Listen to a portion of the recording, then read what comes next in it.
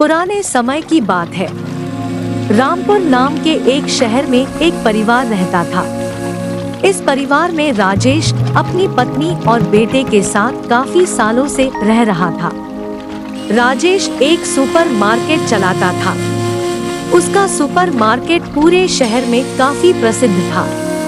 प्रसिद्ध होने के कारण वह बहुत पैसा कमा रहा था। राजेश बहुत ईमानदारी और लगन के साथ अपने सुपर मार्केट को चलाता था, जिसके कारण उसको कभी भी कोई भी नुकसान नहीं हुआ था। वह हमेशा लोगों के साथ अच्छा बर्ताव करता और सबकी मदद करता था, जिसके कारण उसके मार्केट में जितने लोग भी काम करते थे, सब लोग उससे बहुत खुश थे। वह अपने काम से बहुत खुश था। राजेश की पत्नी का नाम माधुरी राठौर था। माधुरी भी अपने पति का बिजनेस में हाथ बटाती थी। वह हमेशा समय पर उसको अच्छे सुझाव देती थी, जिसके कारण उसका बिजनेस दिन ब दिन आगे बढ़ रहा था। इतना ही नहीं, वह अपने बेटे को अच्छे संस्कार देती थी, जिसके कारण उसका बेटा भी अपने माँ बाप के साथ अच्छे से खुश रह रहा था। वह घर के सारे कामों का अच्छे से ख्याल रखती थी। सबके खाने का अच्छे से ख्याल रखती थी। घर में उसने खाना बनाने के लिए नौकर रख रखे थे।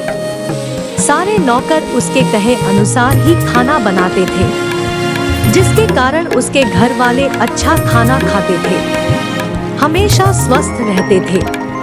कभी कोई दिक्कत नहीं हो रही थी। राजेश के बेटे का नाम राम कपूर था। राम अपनी पढ़ाई पूरी कर चुका था।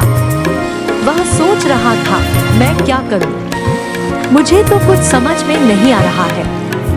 मैं अपने पिताजी से बात कर लेता हूँ, उसके बाद कुछ करूँगा। राम अपने पिता से बात करने गया। उसने अपने पिता से पूछा, पिताजी मुझे बता दीजिए क्या करना चाहिए।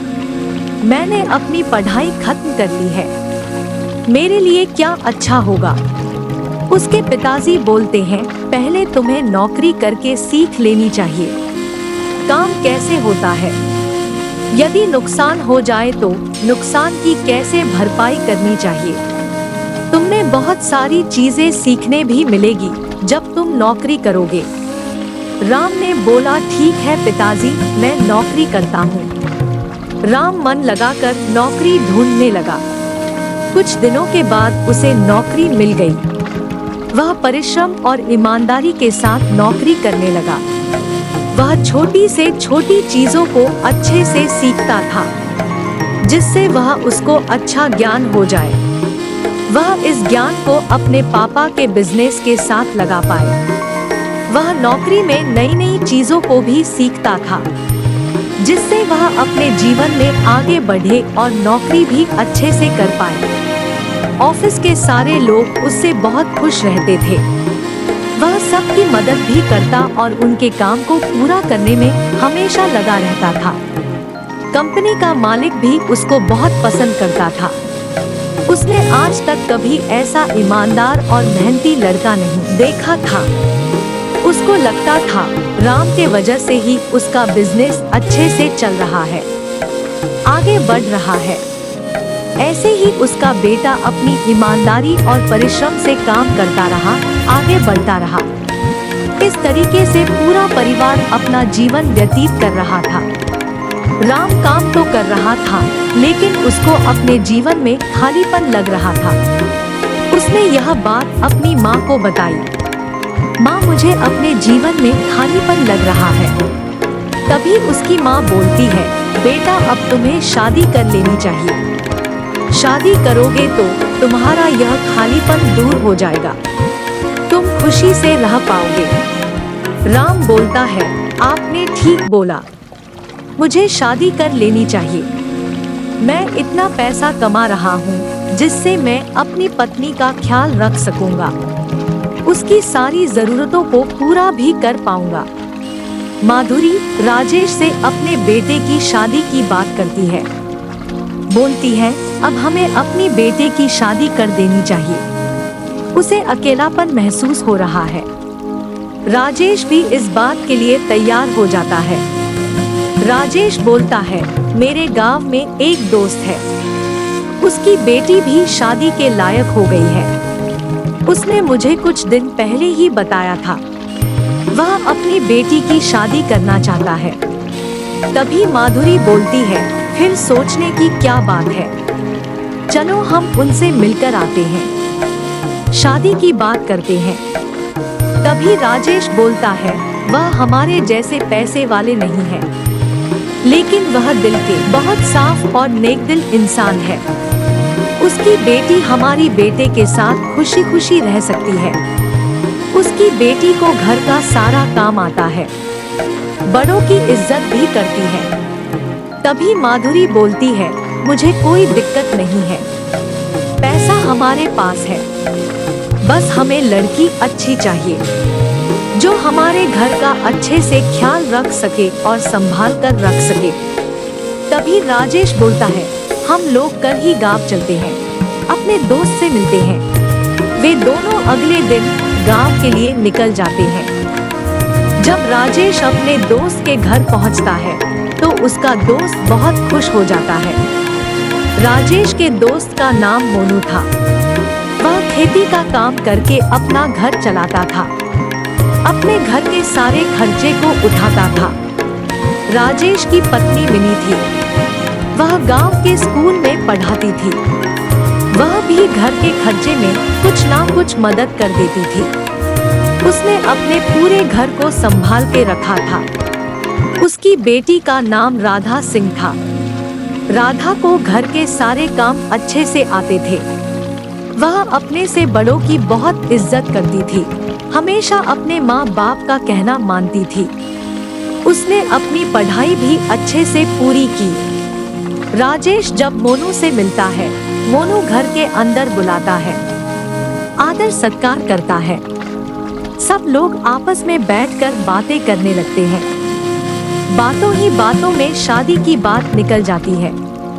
मोनू राजेश से बोलता है, मैंने तो तुम्हें बताया ही था, मुझे अपनी बेटी की शादी करनी है। तभी राजेश बोलता, हम अपने बेटे का रिश्ता लेकर आए हैं।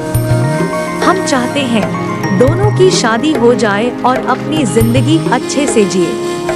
कुछ दिनों के बाद दोनों की धूमधाम से शादी हो जाती है। दोनों अपना जीवन खुशी खुशी बिताने लगते हैं। राधा और राम दोनों खुश रहने लगते हैं। अब राम का अकेलापन भी दूर हो जाता है, वह खुश रहने लगता है। कुछ दिनों के बाद राजेश के रिश्तेदार आते हैं, राधा की बुराई करने लगते हैं। वे बोलते हैं, तुमने गरीब लड़की से शादी कर ली है, ना कोई दहेज लेकर आई है, ना ही किसी काम की है। इतना सुनकर राजेश की पत्नी को बहुत गुस्सा आ जाता है। वह बोलती है, मेरी बहू किसी से कम नहीं है, उसे पैसों की कोई दिक्कत नहीं है, वह भी राम के साथ अच्छे से जीवन व्यतीत कर रही है। इससे ज्यादा मुझे कुछ नहीं चाहिए। तुम्हें मेरी बहू की बुराई करनी है तो तुम यहाँ से चली जाओ, मुझे तुमसे कोई बात नहीं करनी है। उसके रिश्तेदार फिर वहाँ से चले जाते हैं। इतना सुनकर राधा को बहुत बुरा लगता है।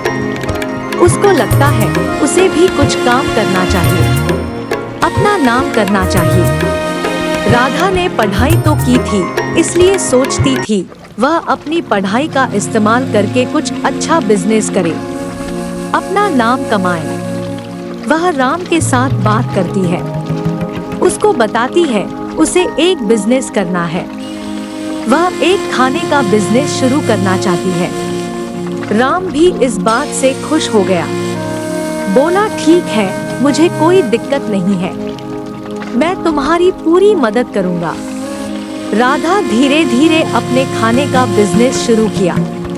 पहले तो वह खुद ही खाना बनाती थी, लोगों को खिलाती थी, जिसके कारण धीरे धीरे लोग उसके पास आने लगे और उसका धीरे धीरे नाम होने लगा।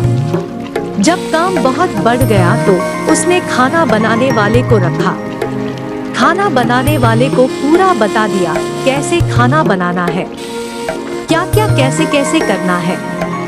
खाना बनाने वाला भी राधा की सारी जानकारी के हिसाब से ही खाना बनाता था, जिसके कारण खाने में कोई भी कमी नहीं थी। खाना अच्छा बना रहा था।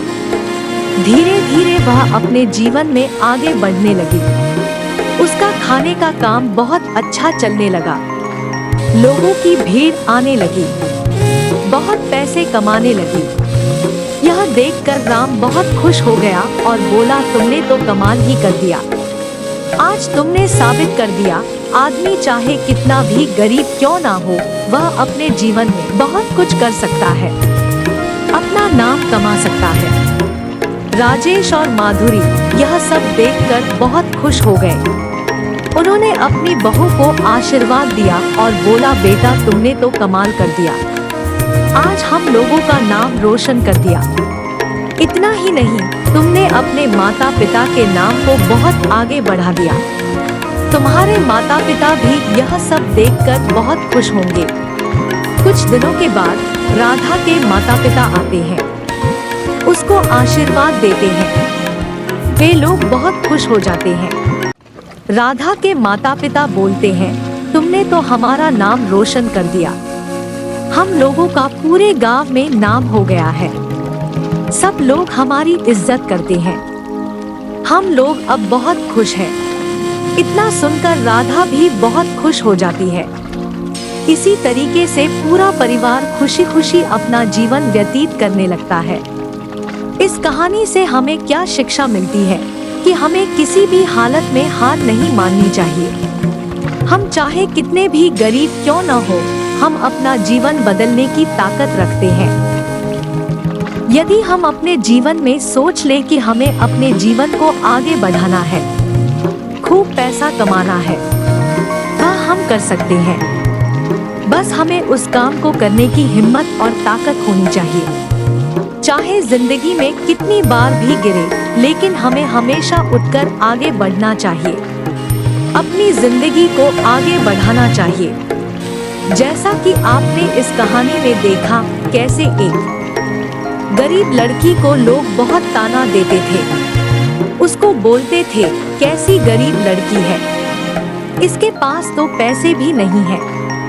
लेकिन लड़की ने उस बात को अच्छी तरीके से लिया। अपने जीवन में आगे बढ़ने के लिए मेहनत और ईमानदारी के साथ काम करने लगी।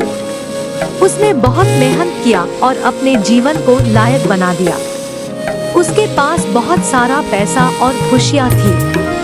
अब उसकी बुराई करने वाले लोगों का मुंह बंद हो गया था। वह अपने जीवन में बहुत आगे बढ़ चुकी थी, हमेशा आगे बढ़ रही थी। हमें भी अपने जीवन में चाहे कितनी भी मुसीबत क्यों ना आ जाए, हमें हार नहीं मानना चाहिए। हमेशा अपनी मेहनत और ईमानदारी पर विश्वास रखना चाहिए। अपने जीवन में आगे बढ़ते रहना चाहिए। जिंदगी का नाम आगे बढ़ते रहना ही है।